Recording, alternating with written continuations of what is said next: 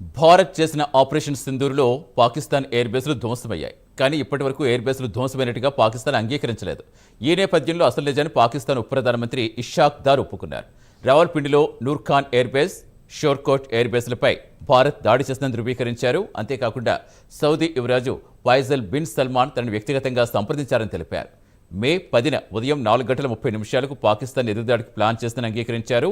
కానీ భారత్ జరిపిన రెండవ రౌండ్ దాడులు ఆ ప్రణాళిక భంగపరిచాయని ఇషాక్ దార్ స్పష్టం చేశారు. భారత్ దళాలు మొదట దాడి చేయడమే కాకుండా పాకిస్తాన్ ప్రతి కార్యాచరణలు విజయవంతంగా అడ్డుకున్నాయని తెలిపారు. అలాగే భారత్ పాకిస్తాన్ మధ్య ఉద్రిక్తతలు తగ్గించేందుకు సౌదీ అరేబియా ప్రయత్నించిందని పాకిస్తాన్ ఉప ప్రధాని మంత్రి ఇషాక్ దార్ చెప్పారు.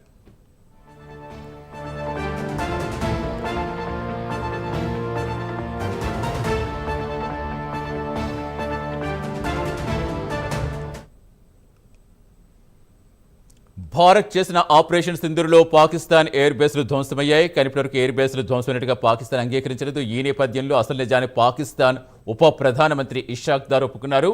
పూర్తి సమాచారం ఇచ్చేందుకు మా నేషనల్ బ్యూరో చీఫ్ కళా జాయిన్ అవుతున్నారు. గుడ్ మార్నింగ్ కళా. ఇంకా ఇషాక్ పాకిస్తాన్ ఉప ప్రధాని ఏం చెప్పారు? Satish, good morning. అయితే ఏదైతే పాకిస్తాన్ ఆపరేషన్ సింధూర్ తర్వాత మొట్టమొదటిసారిగా అసలు నిజాలు బయట పెట్టిందని చెప్పవచ్చు. నిన్న జరిగినటువంటి ఒక మీడియా సంస్థకు ఇచ్చినటువంటి ఇంటర్వ్యూలో నిజాలను ఒప్పుకున్నాడు ఎట్టకేలకు ఇక్కడ మనకు పాకిస్తాన్ ఉప ప్రధానమంత్రి ఇషాక్ దార్. అయితే ఏదైతే గత ఆపరేషన్ అంటే పెహల్గావ్ దాడి, ఉగ్ర దాడి చేసిన తర్వాత ఏదైతే పాకిస్తాన్కి ముప్పు తిప్పలు పెట్టి అసలు నిజాన్ని బట్టబయలు చేసే విధంగా మాత్రము భారత్ చేసిందన్నటువంటి విషయాన్ని మాత్రం నిన్న ఒక అంతర్జాతీయ మీడియాకి ఇచ్చినటువంటి ఇంటర్వ్యూలో అసలు నిజాన్ని బయటపెట్టాడు ఉప ప్రధానమంత్రి. అయితే ముఖ్యంగా ఇక్కడ మనము ఒక 10 రోజుల నుంచి చూస్తున్నటువంటి పరిణామాలు అనుకోవచ్చు. అటు అమెరికా దాదాపు 13 సార్లకు పైగా ట్రంప్ ఒక కీలకమైనటువంటి ముఖ్యంగా సంబంధించినటువంటిది ఏదైతే అంటే దాడి అనుకోవచ్చు, అంటే భారత్ పాకిస్తాన్కి మధ్యలో మాత్రము ఒక ఒప్పందాన్ని కుదిర్చింది నేనే అంటూ కూడా వాళ్లకు అంటే అణు యుద్ధాన్ని ఆపానంటూ కూడా చెప్తున్నటువంటి ట్రంప్కు మాత్రము పాకిస్తాన్ ఏ విధంగా కాళ్ళ బేరానికి వచ్చినటువంటి విషయాన్ని మాత్రం ఇక్కడ పాకిస్తాన్ ఉప ప్రధాని చాలా కీలకమైనటువంటి వ్యాఖ్యలతో ఒక్కసారిగా కూడా అంతర్జాతీయ విదేశాంగకు సంబంధించినటువంటి అన్ని దేశాలకు తెలిసే విధంగా మాత్రం ఈ ఇంటర్వ్యూ ఒక సెన్సేషనల్ అని చెప్పవచ్చు. దాదాపు మనకు పాకిస్తాన్ కి సంబంధించినటువంటి నిన్న ఇంటర్వ్యూలో సంభాషణలో ముఖ్యంగా కీలకమైనటువంటి అంశాలను చెప్పడం జరిగింది. ఇషాక్ దార్ దాదాపు ఏదైతే దాడి చేసిన తర్వాత, ఉగ్రదాడి చేసిన తర్వాత మే 7వ తేదీన పాకిస్తాన్ ఏదైతే అంటే పాక్ ఆక్రమిత భూభాగంపై దాడి చేసింది, అక్కడ చాలా ప్రాణ నష్టం జరిగింది అన్నటువంటిది మొట్టమొదటిసారిగా ఒప్పుకోవడం జరిగింది ఉప ప్రధానమంత్రి. అయితే ఇందులో చాలా మంది కూడా మరణించారు అంటూ కూడా చెప్పాడు. కానీ అక్కడ సంఖ్య మాత్రం చెప్పలేదు. మరొక అంశాన్ని ఏదైతే 7వ తేదీన చేసినటువంటి దాడితో చాలా భారీ నష్టం జరిగింది. దీనికి ఎదురు దాడి చేయాలన్నటువంటిది పాకిస్తాన్ ఒక ఊహ్య రచన చేసింది.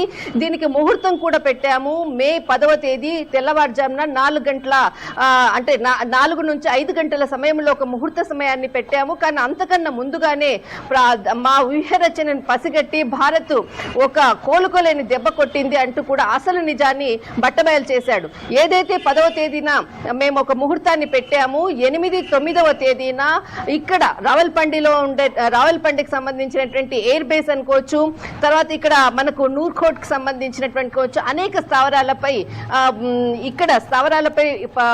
ఇక్కడ భారత్ దాడి చేసింది అన్నటువంటి విషయాన్ని మాత్రము బట్టబయలు చేశారు. అయితే ఇక్కడ పాకిస్తాన్ కి సంబంధించినటువంటి ప్రధాని అంటే కొన్ని రోజులుగా చెప్తున్నాడు, మేము విజయం సాధించాము అంటూ ఏదైతే విజయ డంకా మోగాము, భారత్పై విజయం సాధించామనంటూ అక్కడ వేడుకలు కూడా చేసుకున్నటువంటి కొన్ని వీడియోలను కూడా సోషల్ మీడియాలో చేశారు. కానీ ఎవరు విజయం సాధించారు అన్నటువంటి విషయాన్ని మాత్రము ఖచ్చితంగా నిన్న ఇచ్చినటువంటి ఒక ఇంటర్వ్యూలో మాత్రం అసలు నిజాన్ని పాకిస్తాన్ ఒప్పుకోవడం జరిగింది. గత 2 రోజుల క్రితం ఏదైతే అంటే ఇక్కడ ఒక కీలకమైనటువంటి అంశం సతీష్, ఏదైతే దాడి చేసినటువంటి సమయంలో 8-9వ తేదీన పాకిస్తాన్ పై అంటే ముందుగానే పాకిస్తాన్ దాడిని పసిగట్టి భారత్ సైనికులు మొత్తం అంతా సైనిక చర్య అనుకోవచ్చు, భారత్ వ్యూహరచనతో ముందుకెళ్లి 8వ తేదీన 9వ తేదీన దాడులు చేసి అక్కడ ముఖ్యంగా కీలకమైనటువంటి స్థావరాలు ఎయిర్ బేస్ పై దాడి చేసింది, బ్రహ్మోస్ క్షిపణిని కూడా వాడారు అన్నటువంటిది కీలక వ్యాఖ్యలు కూడా నిన్న ఉప ప్రధానమంత్రి చేయడం జరిగింది. దీనికి సంబంధించినటువంటిది ఏదైతే అక్కడ స్పెషల్ ఆఫీసర్ ఆర్మీకి సంబంధించినటువంటి మునీర్ అంటే ఈ ముందస్తుగా ఊహరచనతోటి ఒక్కసారిగా ఉక్కిరిబిక్కిరి అయ్యాడు. దీనికి సంబంధించిగానే ఏదైతే యుద్ధ మేఘాలు కమ్ముకున్నటువంటి సమయంలో 4 రోజుల భీకర దాడిలో భారత్ విజయం సాధించింది అంటూ కూడా మునీర్ చేసినటువంటి వ్యాఖ్యలతో ఒక్కసారి చేతులు ఎత్తేయడంతో పాకిస్తాన్ కాళ్ళ బేరానికి వచ్చిందన్నటువంటి విషయాన్ని నిన్న ఏదైతే ఉప ప్రధానమంత్రి ఇచ్చినటువంటి ఇంటర్వ్యూలో మాత్రం చాలా కీలకమైనటువంటి అంశాలను వెల్లడించడం జరిగింది. అయితే ఇక్కడ భారత్ కి సంబంధించినది అనుకోవచ్చు, అటు అమెరికా గత కొన్ని రోజుల నుంచి కూడా ఈ 2 దేశాల మధ్య సయోధ్య కూర్చామా అంటూ కూడా ఒకవైపు చెప్తూనే గత 2 రోజుల క్రితము మునీర్ ఏదైతే వైట్ హౌస్ కి వెళ్ళడము, ఆయనకు అట్టహాసంగా ఏదైతే స్వాగతం చెప్పినటువంటి మనము అంశాలను కూడా చూసాం. కానీ ఇక్కడ ఎవరు కాళ్ళబేరానికి వెళ్ళారు? 8-9వ తేదీన భారత్ చేసినటువంటి దాడులతోటి ఒక్కసారిగా కూడా ఈ అంశాన్ని పాకిస్తాన్ అంటే పాకిస్తాన్ కి సంబంధించినటువంటి కీలక నేతలంతా కూడా అమెరికా కాళ్ళు పట్టుకున్నారు. భారత్తో మధ్యవర్తిత్వాన్ని కుదుర్చండి అంటూ కూడా నిన్న ఇచ్చినటువంటి ఇంటర్వ్యూలో ఈ అంశాన్ని కూడా ప్రస్తావించిన సందర్భం.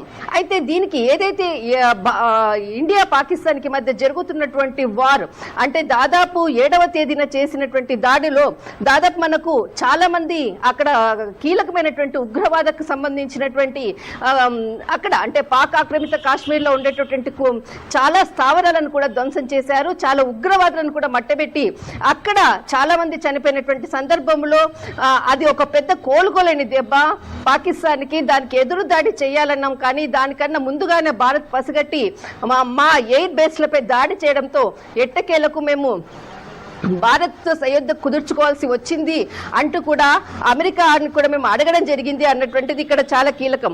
అయితే ఇక్కడ ఏదైతే ఇండియా పాకిస్తాన్ మధ్యలో జరిగినటువంటి వార్క్ అంటే యుద్ధ మేఘాలు కమ్ముకుంటున్నటువంటి సమయాల్లో ఏదైతే సౌదీ అరేబియాకు సంబంధించినటువంటి ముఖ్యంగా దాదాపు 45 నిమిషాల్లోనే మొట్టమొదటిసారిగా సయోధ్య కుదుర్చుకోవాలి అంటూ కూడా పాకిస్తాన్ని అంటే పాకిస్తాన్ కి సంబంధించినటువంటి ఉప ప్రధానమంత్రితో సల్మాన్ అంటే యువరాజు ఫైసల్ బిన్ సల్మాన్ అంటే సౌదీ అరేబియా రాజు తనను సంప్రదించాడు. ఆయన చాలా కోరుకున్నాడు, సౌదీ అరేబియా కోరుకున్నది యుద్ధాన్ని చేయకండి, అటు ఇండియా పాకిస్తాన్ వల్ల నష్టం అవుతుంది అన్నటువంటిది, శాంతికి పూర్వకంగా చర్చలు జరగాలన్నటువంటి మొట్టమొదటి కోరుకున్నటువంటి వ్యక్తి సౌదీ అరేబియా అంటూ కూడా చాలా కీలకమైనటువంటి వ్యాఖ్యలు చేశారు. ఇటు అమెరికా కాదు శాంతి చర్చలు కోరుకున్నది, కానీ ఒక సౌదీ అరేబియా బిన్ సల్మాన్ కోరుకున్నాడు అన్నటువంటి కీలక వ్యాఖ్యలు చేశారు. ఎట్టకేలకు మాత్రము అటు ఇండియా పాకిస్తాన్ మధ్యలో జరిగినటువంటి విజయ